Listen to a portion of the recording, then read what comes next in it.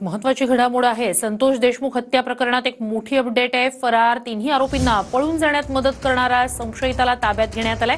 धारूरच्या कासारीतून doctor Sambhaji वायबसे याच्यासह दोघांना चौकशीसाठी ताब्यात घेतलंय। तर आयपीएस बसवराज तेली यांच्या एसआयटीने या तिघांना ताब्यात घेतल्याची माहिती सूत्रांकडून मिळते। सुदर्शन घुले आणि कृष्णा आंधळेसह सुधीर सांगळे या तिघांनाही फरार होण्यात मदत केल्याचा संशय आहे आणि एका तासापासून या तिघांची कसून चौकशी सुरू आहे असं सूत्रांकडून कळतंय। चौकशी दरम्यान अनेक खुलासे होण्याची ही शक्यता आहे।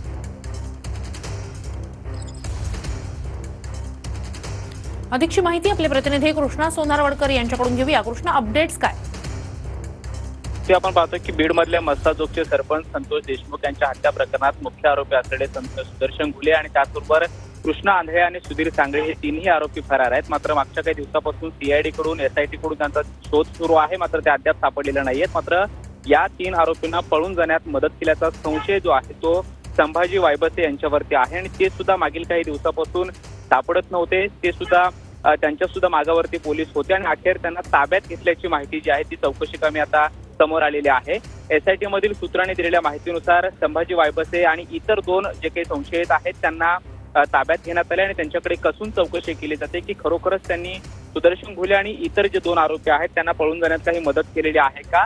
बसवराज तेली यांच्या एसआयटी कडून कसून शोध जो आहे त्या सगळ्या प्रकरणाचा घेतला जातो आणि तीनही आरोपींच्या मागावरती वेगवेगळी पथकं जी आहेत ती एसआयटीची सध्या आहेत, सीआयडीची वेगवेगळी पथकं आहेत। मात्र या संभाजी वायबसे यांनी त्यांना मदत केल्याचा संशय जो आहे तो मागच्या काही दिवसापासून व्यक्त केला जात होता। सीआयडी सुद्धा त्यांच्या मागावरती होती, मात्र हत्येचा तपास आता बसवराज तेली यांच्या नेतृत्वात असणाऱ्या एसआयटी कडून केला जातोय आणि त्यांच्याच एसआयटीच्या एका पथकानं या तीन जणांना ताब्यात घेतल्याचं कळतंय आणि चौकशी कमी त्यांना ताब्यात घेऊन मागच्या एक तासापासून त्यांच्याकडे चौकशी केली जाते। त्यामुळे सुदर्शन घुले आणि इतर दोन आरोपी नेमके कुठे आहेत, त्यांचा ठाव ठिकाण नेमका कोणता आहे हे शोधण्याचा प्रयत्न एसआयटी कडून घेतला जातोय। मात्र संभाजी वायबसे यांची चौकशी सुरू असल्याची माहिती जी आहे ती आता सध्या सूत्रांकडून मिळते आहे। मात्र त्यांच्या चौकशीमधून खरोखरच या तीन आरोपींचा काही ठाव ठिकाण सापडतो का हे पाहणं महत्त्वाचं असणार आहे। नक्कीच अपडेट्स घेऊ। तुर्तास धन्यवाद तुम्ही दिलेल्या संपूर्ण माहितीसाठी।